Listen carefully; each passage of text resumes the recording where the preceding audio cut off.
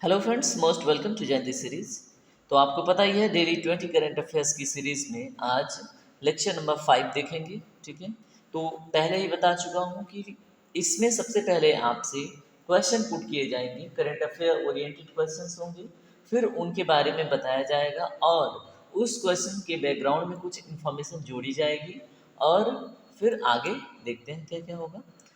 और यहाँ पे देखिए, मैंने जैसे पहले बताया था कि जो कैंडिडेट सबसे अधिक रिप्लाई देगा, ठीक है, और सबसे सटीक रिप्लाई देगा, उसका प्रोफाइल दिखाई जाएगी। ठीक है, तो बस दो लोगों की प्रोफाइल दिखाई जाएगी प्रत्येक दिन। तो फर्स्ट पे है क्रिश चौधरी, सेकेंड पे है रंजन पासवान। ठीक है, तो अगली बार आपकी तस्वीर यहाँ पे दिखाई जाए, इसके लिए आपको ध्यान से क्वेश्चन सुनना है, ध्यान से सेशन अटेंड करना है और ज़्यादा से ज़्यादा सही जवाब देने की कोशिश करनी है।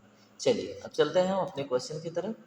फर्स्ट क्वेश्चन आपके सामने है, मुस्क बुज्जी चावल हाल ही में खबरों में था, तो ये कहाँ उगाया जाता है आपको बताना है।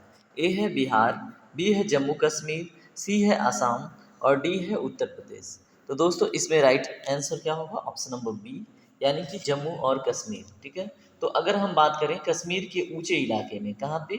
कश्मीर के ऊंचे इलाके में इसको उगाया जाता है। किसको? मुस्क बुज्जी चावल को। और इसको हाल ही में जीआई टैग भी मिल गया है, तो ये हमें पता होना चाहिए। चलिए अगले क्वेश्चन की तरफ चलते हैं। भारतीय फ्लाइंग फॉक्स बल्ले के संदर्भ में आपको निम्नलिखित कथनों पर विचार करना है। ठीक है, अब विचार कीजिए।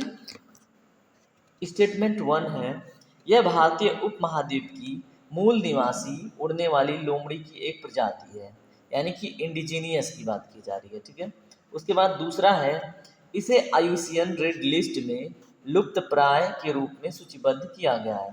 ठीक है, यानी कि एक्सटिंक्ट के रूप में इसको आईयूसीएन रेड लिस्ट में क्या किया गया है?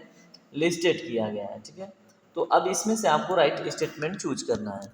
ए है केवल वन स्टेटमेंट, बी है केवल टू, सी है one and two both, D है दोनों में से कोई नहीं। ठीक है, ना तो एक ना तो दो। तो क्वेश्चन नंबर 2 का राइट आंसर दोस्तों होगा ऑप्शन नंबर ए, यानी कि केवल वन। यह भारतीय उपमहाद्वीप की मूल निवासी यानी इंडिजीनियस उड़ने वाली एक लोमड़ी की प्रजाति है, यह हमें पता होना चाहिए। ठीक है, और अगर हम बात करें दुनिया में, तो ये सबसे बड़ी चमगादड़ों में से एक है। ठीक है, चलिए अगले क्वेश्चन की तरफ चलते हैं। अगला क्वेश्चन रिपीट हुआ है, फिर से देखते हैं तीसरा नंबर का क्वेश्चन। जायद तलवार अभ्यास, देखिए एक्सरसाइज एग्जाम में पूछे जाते हैं, तो एक एक्सरसाइज यानी कि एक अभ्यास का नाम है जायद तलवार। ठीक है, तो यह खबर में है, तो आपको बताना है ये भारत और जो ऑप्शन दिए गए हैं इनमें से किस देश के बीच में ये हो रहा है। ठीक है, तो बताइए, एक द्विपक्षीय अभ्यास है, तो कहाँ पे आयोजित किया जा रहा है? ओमान, इंडोनेशिया, सऊदी अरब, यूएई।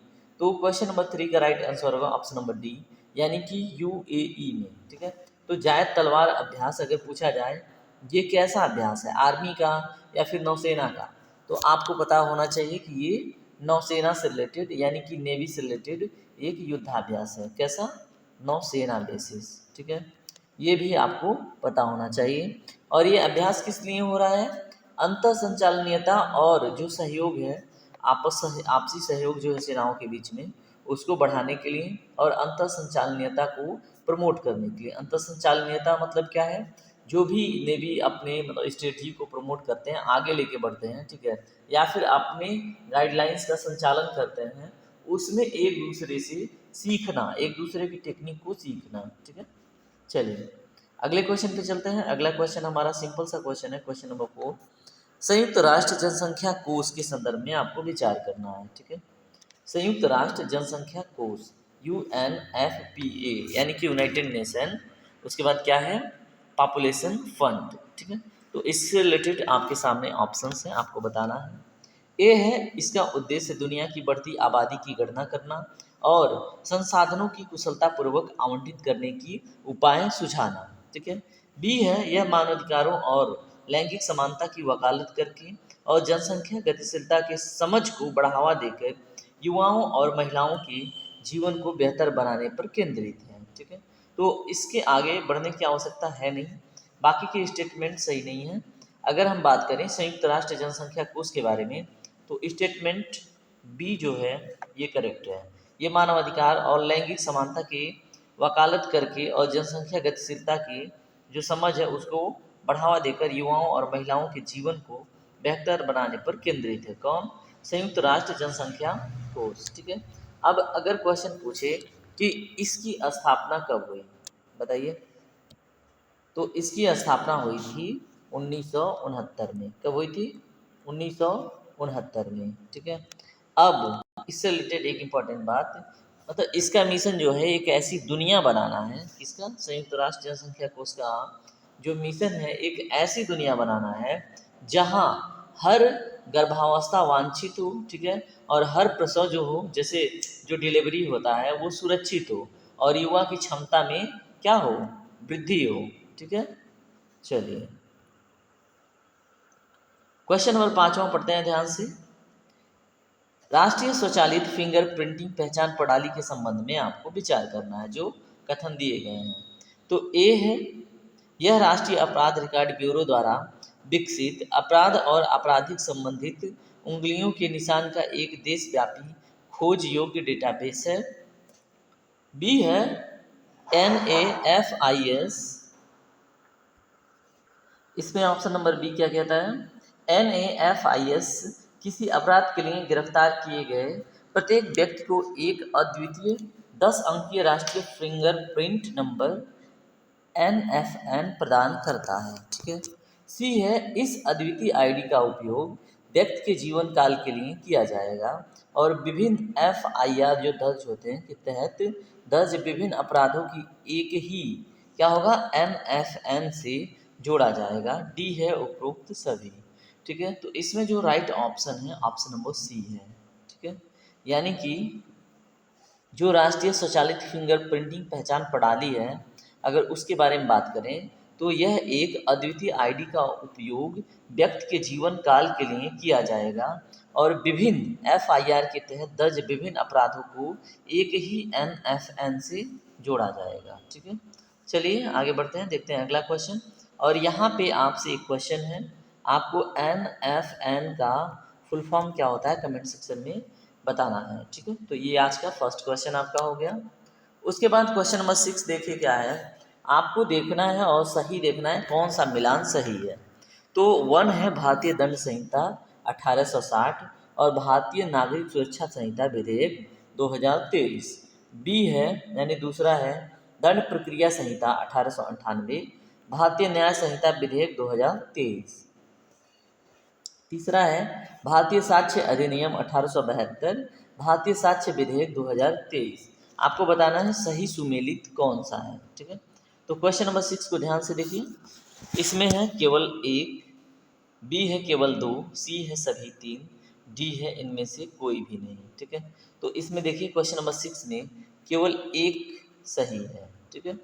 केवल एक स्टेटमेंट इसमें करेक्ट है। बाकी अब आप बताइएगा कौन सा इनकरेक्ट है और कौन सा करेक्ट नहीं है। ठीक है। अब हम चलते हैं अगले क्वेश्चन की तरफ। EG5 या एरिस के संदर्भ में निम्नलिखित कथनों में से कौन सा कथन सही है उसका चयन कीजिए। ठीक है। क्या है ये? EG5। ठीक है। ए है EG.5 या एरिस SARS-CoV-2 का एक प्रकार है। बी है भारत में अब तक EG.5 का कोई मामला सामने नहीं आया है। सी है विश्व स्वास्थ्य संगठन WHO ने EG.5 को उच्च परिणाम वाले संस्करण के रूप में वर्गीकृत किया है।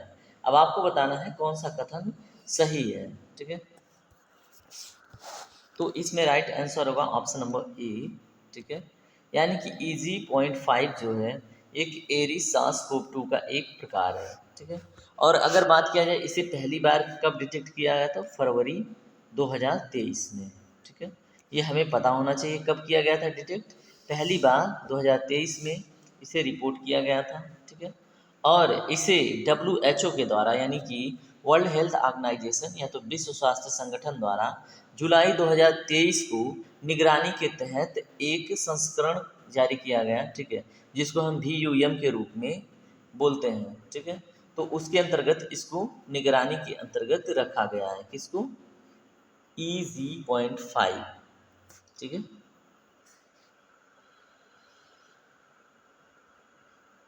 क्वेश्चन नंबर 8वां पढ़िए ध्यान से। सारस क्रेन के संबंध में, अभी देखिए एक क्रेन बड़ा था, है ना, यूट्यूब पे देखे होंगे, तो उसी से रिलेटेड एक क्वेश्चन है। सारस क्रेन के संबंध में निम्नलिखित कथनों पर आपको विचार करना है। अब कौन सा कथन सही है उसे चूज करना है, ठीक है। तो यह एक बड़ा गैर प्रवासी क्रेन है जो केवल भारत में पाया जाता है। बी है, इसे IUCN रेड लिस्ट के तहत असुरक्षित के रूप में वर्गीकृत किया गया है। इसे 2014 में उत्तर प्रदेश का राज्य पक्षी घोषित किया गया है। डी, बी एंड सी दोनों, ठीक है। तो बताइए इसका राइट आंसर क्या होगा। देखिए इसमें जो राइट आंसर होगा वो क्या होगा, इसमें राइट आंसर होगा ऑप्शन नंबर बी, यानी कि IUCN रेड लिस्ट के तहत असुरक्षित, ठीक है, इसको वर्गीकृत किया गया है, ठीक है। तो ये हमें पता होना चाहिए। और ये कहाँ पे, IUCN रेड लिस्ट में। अब यहाँ पे बात करें अगर हम, वर्ल्ड लाइफ एक्ट है ना, वर्ल्ड प्रोटेक्शन लाइफ एक्ट 1972 1972 में 1972 को अगर देखें तो उसमें जो एक अनुसूची है, अनुसूची 4 में इसको मेंशन किया गया है। किसमें, अनुसूची 4 में, ठीक है। तो ये भी हमें पता होना चाहिए। और इसे 2014 में उत्तर प्रदेश का क्या किया गया था, बताइए, राज्य पक्षी घोषित किया गया था। चलिए क्वेश्चन नंबर 9 ध्यान से पढ़िए, बड़ा इंटरेस्टिंग क्वेश्चन है। कौन सा कथन चीन की स्पंजी सिटी पहल का सटीक वर्णन करता है। अब पढ़िए स्टेटमेंट।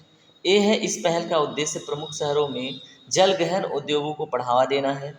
बी है, स्पंज सिटी परियोजनाएं पूरी तरह से वर्षा प्रबंधन के लिए अवैध कंक्रीट का उपयोग करने पर केंद्रित है। सी है, पहला का प्राथमिक लक्ष्य शहरी क्षेत्रों में, इसमें ऑप्शन नंबर बी है, स्पंज सिटी परियोजनाएं पूरी तरह से वर्षा से प्रबंधन के लिए अवैध कंक्रीट का उपयोग करने पर केंद्रित है। सी है, पहल का जो प्राथमिक लक्ष्य है वो शहरी क्षेत्रों में यातायात की भीड़ को संबोधित करना है। डी है, इस पहल का उद्देश्य प्राकृतिक आधारित समाधानों के माध्यम से बाढ़, लचीलापन और जल प्रबंधन में सुधार करना है, ठीक है। तो क्वेश्चन नंबर 9 का राइट आंसर क्या होगा बताइए।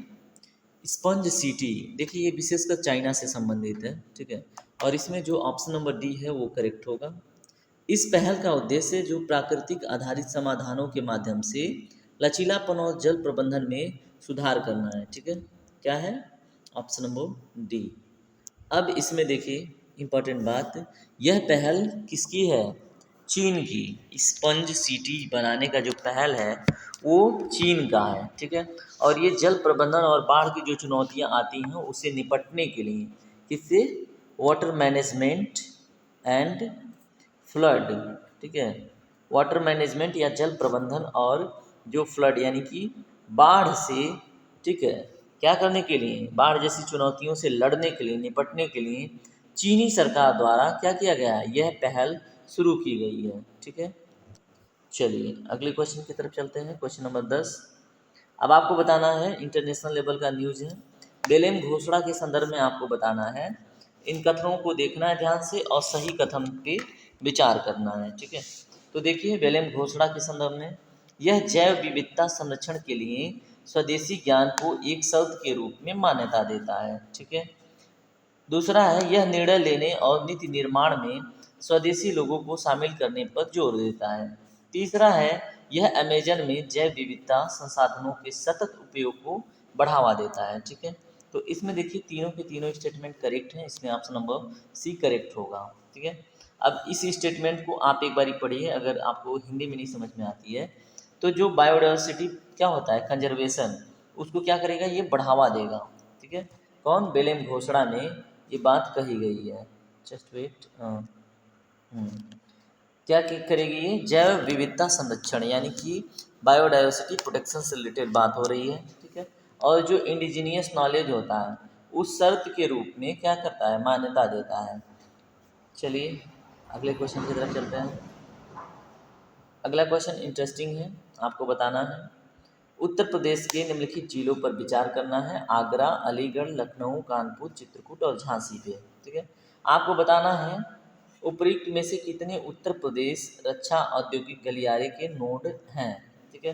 तो स्टेटमेंट ए है केवल 3, केवल 4, केवल 5, केवल 6। इसमें देखिए 6 के 6 क्या हैं, औद्योगिक गलियारे के नोड पर स्थित हैं, यानी कि ऑप्शन नंबर डी। तो याद रखिएगा आगरा, अलीगढ़, लखनऊ, कानपुर, चित्रकूट, झांसी, ये किस पे हैं, औद्योगिक गलियारे के नोड पर स्थित हैं, ठीक है। क्वेश्चन नंबर 12 बहुत ही इंटरेस्टिंग और बहुत ही बार पूछे जाने वाला क्वेश्चन है, इसे ध्यान से देखिए। आयुष्मान भारत प्रधानमंत्री जन आरोग्य योजना के संदर्भ में दिए गए कथनों में से सही कथन का चुनाव करना है, ठीक है। तो कथन ए है, यह दुनिया की सबसे बड़ी स्वास्थ्य आश्वासन योजना है जो पूरी तरह से सरकार द्वारा वित्त पोषित होती है और कार्यान्वयन की लागत केंद्र और राज्य सरकारों के बीच साझा की जाती है, ठीक है। बी है, यह भारत में सार्वजनिक और निजी सूचीबद्ध अस्पतालों में माध्यमिक और तृतीयक देखभाल अस्पताल में भर्ती के लिए प्रतिवर्ष क्या करती है, प्रति परिवार को 10 लाख रुपए का कवर प्रदान करती है। सी है, यह केवल समाज के आर्थिक रूप से कमजोर वर्गों के लिए लागू है। डी है, ऑल ऑफ दी एबव।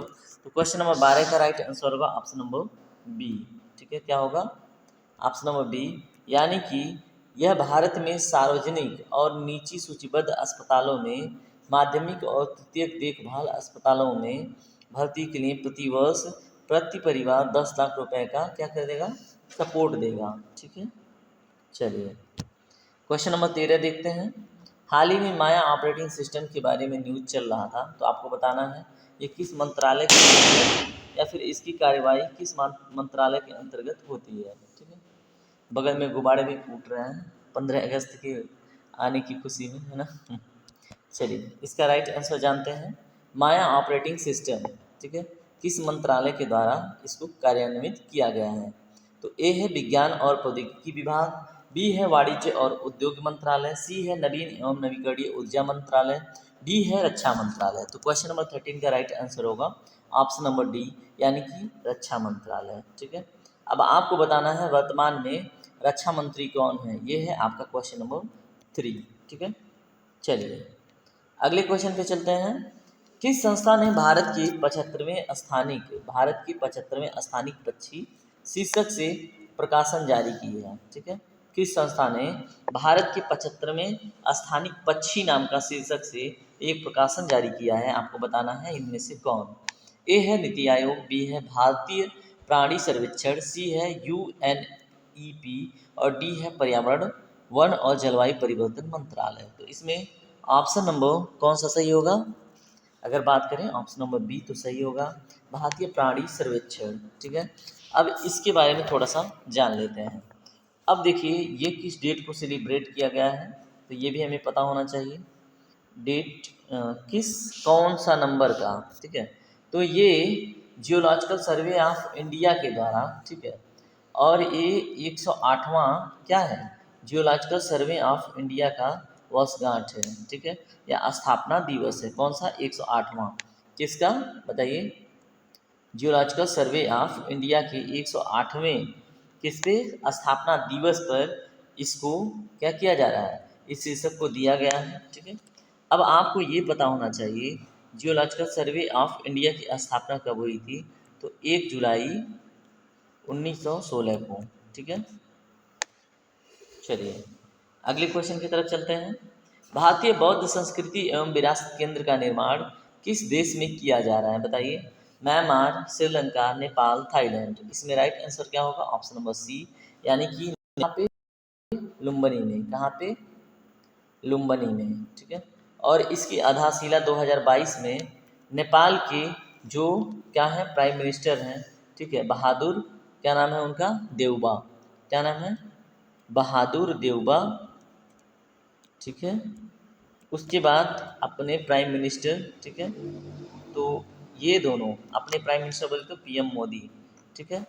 तो ये दोनों मिलके इसका आधारशिला 2022 में ही रख दिए थे, किसका, भारतीय बौद्ध संस्कृति एवं विरासत केंद्र का आधारशिला, कहाँ पे, लुम्बिनी में, ठीक है।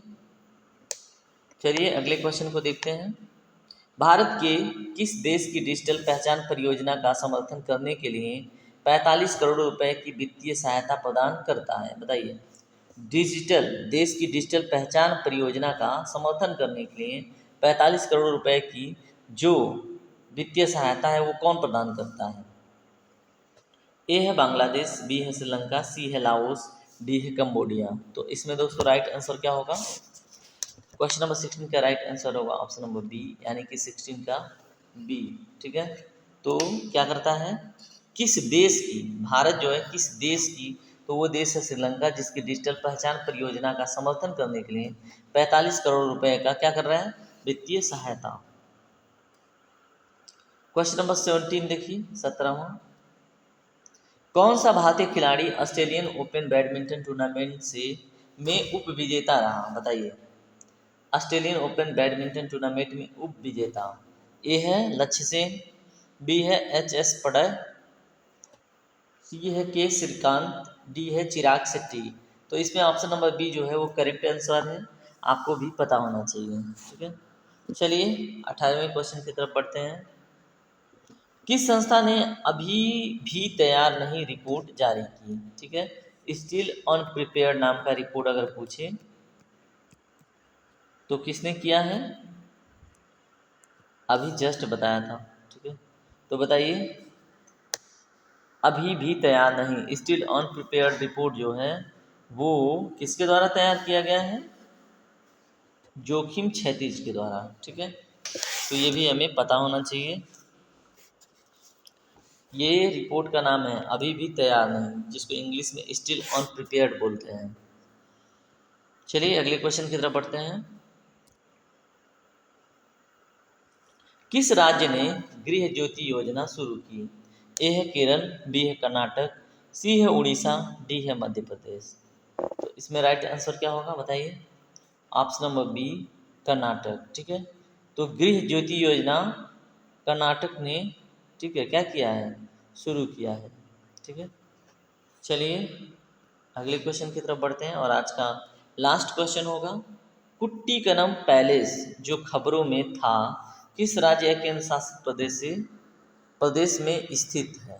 ठीक है, कौन सा? कुट्टिकनम पैलेस। ए है कर्नाटक,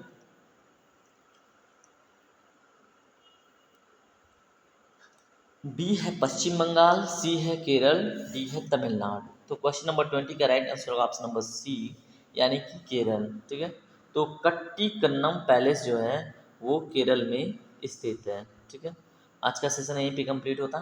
अब आपसे जितने क्वेश्चंस पूछे गए हैं उसका सही जवाब जो देगा उसका प्रोफाइल दिखाया जाएगा। ठीक है, तो मोटिवेशन के साथ आप लोग जवाब देते रहिए, और बाकी अगर आपको सेशन पसंद आता है तो ये ज़रूर कीजिए। ठीक है, चलिए आपका दिन शुभ हो। टेक केयर, राधे राधे, अपना ख्याल रखिए।